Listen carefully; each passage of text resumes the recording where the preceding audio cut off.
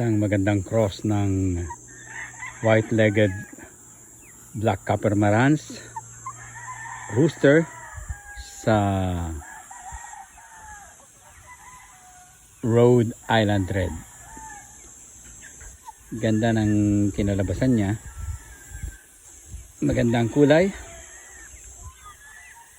Yan, parang black copper except that kulay red yung kanyang ano, and malaki siya for a February, March, April, May, for a less than 3 months old na manok.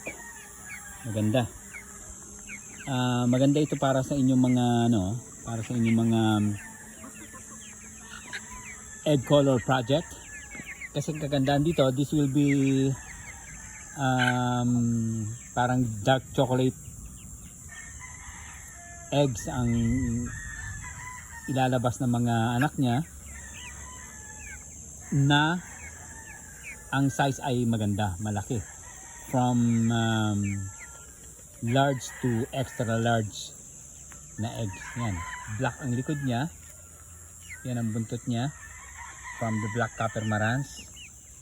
Ang paa niya is from the black copper also, white legged yung ating black copper.